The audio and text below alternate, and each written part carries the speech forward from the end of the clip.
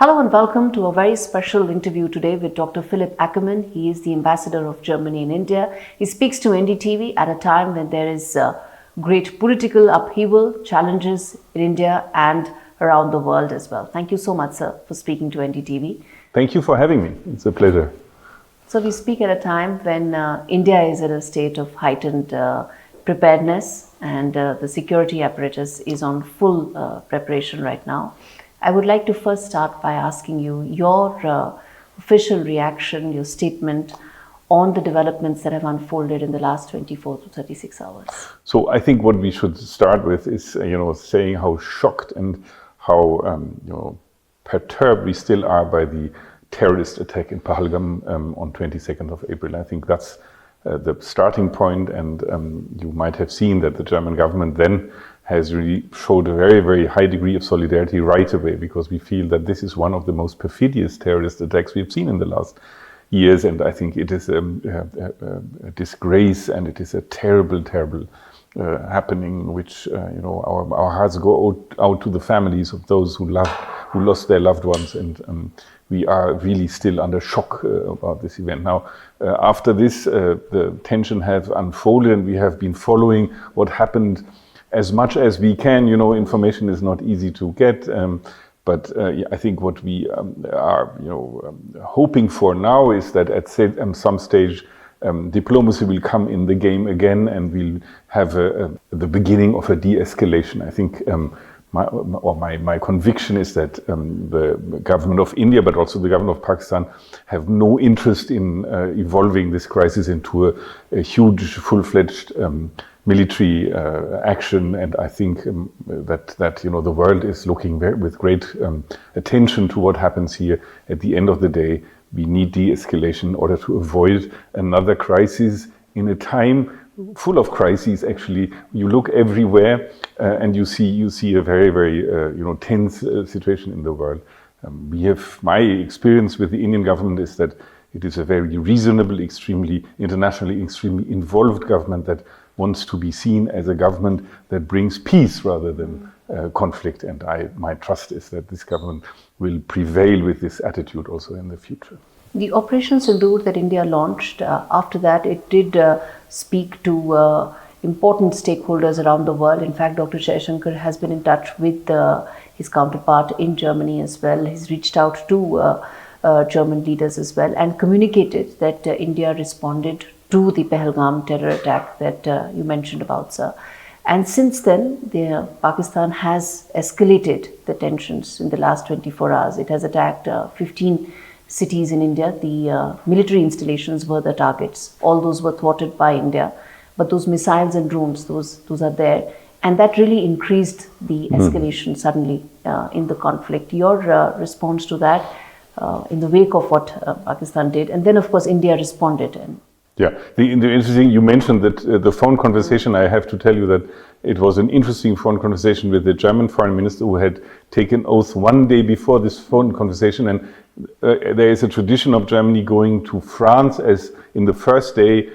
French and German cooperation is like no other in the world. So whenever there is a new chancellor, there is a new foreign minister, people go to France right away. So the foreign minister went to Paris, got in the car with his French counterpart, and in the car they phoned Dr. Jaishankar together. So this is maybe the first phone call he made in his new function together with the French foreign minister, and shows also how big an importance we attach to India and what happens in India. So the first foreign conversation of the German foreign minister was with Dr. Jaishankar together with the French counterpart next to each other in a car. And that shows, how seriously we take India and how, attentively we observe what's happening on the ground. So, as I said before, we have followed as much as we can the development during the last days.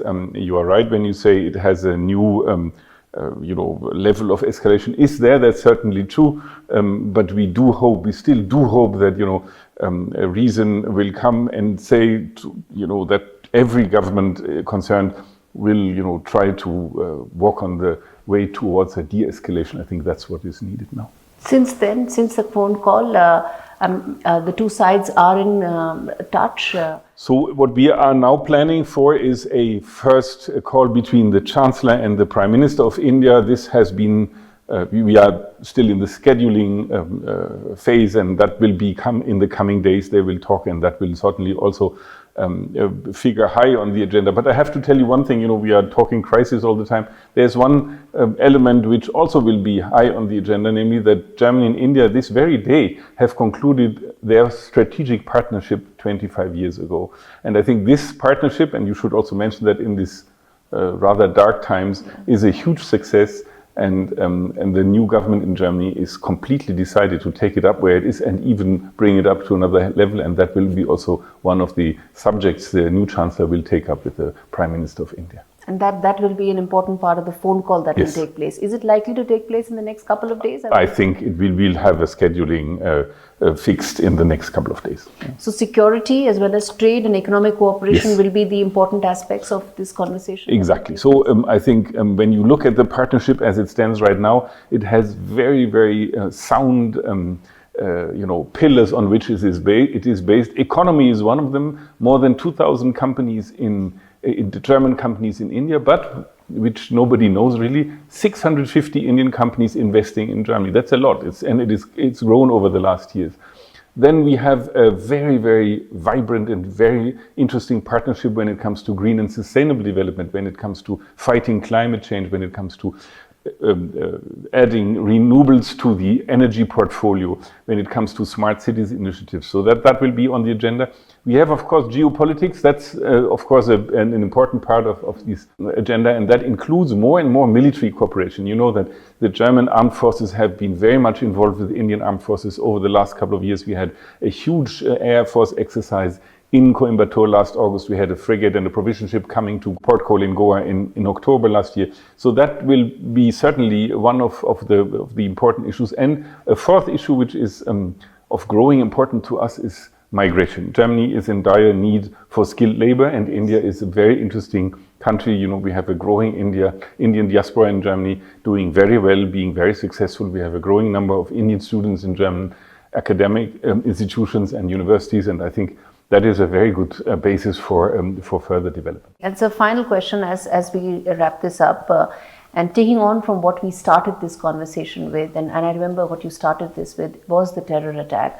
I want to ask you that what is the kind of mechanism, roadmap that the world can have in terms of dealing with terror? Because this is not just something that impacts India, it's a global scourge. No, it's a global phenomenon. You go across the world, you find terrorism. In my country, we have been exposed, less than India, but we have been exposed to terrorism lately, with attacks from loners, from single persons who drove cars into masses and killed people. So in a very, very unfortunate and extremely depressing way. So what one can do is joining hands, I think internationally joining hands to fight terror. That needs to be a mixture from intelligence, intelligence information, trying to develop also de-radicalization measures. So it's a mixed bag that you have to develop and to work with. It is not an easy solution, but I think internationally you can do more than nationally only. And in Europe we have now common strategy to fight terrorism. Of course they will never be 100% successful, but I think there are measures that can be taken in order to prevent people from getting radicalized and end up in this terrible, terrible situation where, Pahalgam, I will never forget how terrible that was, selecting according to religion, and this is really the worst thing that happens. And we have to try to figure out how we reduce the danger as much as we can. Thank you so much, sir, for taking out the time and speaking to NDTV. It was a pleasure. Thank you.